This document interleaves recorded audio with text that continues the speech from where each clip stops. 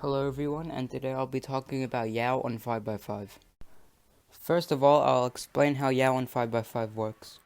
First, you make two opposite centers which will become your crossed color. Then you solve your cross edges by pairing them up and solving three of them with its center, with the last one being preserved on the opposite side.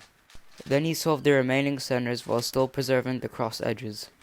The next step is solving the cross by inserting the cross edge you preserved earlier. The next step is edge pairing, which requires at least solving two F2L edges that will preferably go into the back slots. They do not have to be adjacent to each other, as you can move them with an R' or L move. After that, you solve the F2L pairs into their slots, then you solve the last four edges. And then finally 3x3 stage, and parity if it occurs. There are many pros and cons of using Yau instead of Redux. The first pro is rotations. It reduces it, and since you solve your cross, you don't have to do any X or Z rotations and look in the D layer for other edges, which is very quick and more efficient than regular 3x3 stage, and is also less look ahead dependent.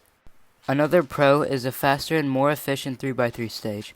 Since you already solved the cross and the first F2L pairs, 3x3 stage only consists of two F2L pairs, LLL and PLL, which is considerably shorter than regular 3x3 stage, and is also less look ahead dependent. 3x3 stage can be reduced further by learning all the last two edges cases, which skips the entirety of parity.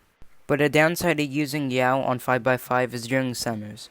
It hinders some movement and flexibility for more efficient centers, making centers a bit longer than it would on Redux, which is more flexible with centers as there are no edges in the way. Now on to Madar Kubra, who will now state his opinions on my thoughts about Yau. In response to what Shadow has said, I would say that in Redux, you do not necessarily look at the D layer.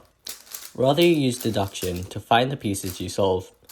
I do agree with the points he made, specifically about look ahead, but with the two pairs, you have to specifically know what pairs and also make sure you're solving two adjacent pairs of edges when solved in 3x3 stage. You could negate this by doing Yau like on a 4x4, but essentially that would just be like a normal 3x3 solve with cross done. Overall, I agree with the points that he has made, but I will stick with Redux. So that's about it for the video. Thanks to Matthew or Madar Kubra for coming on and collaborating with me. He has also made a video on Redux which features myself, so you should go check it out. Links to his channel and his Redux video in the description below. He is a pretty cool guy who uploads daily, so you should go check him out. Okay, so I'll see you guys in the next video. Don't forget to use the discount code ShadowCube at checkout to save 10% off your order at dailypuzzles.com.au. To get this 5x5 that I'm using and the average, or the one Matthew was using, I'll also leave a link in the description to some budget 5x5s for anyone who wants to get into this amazing event. Yeah, okay, bye.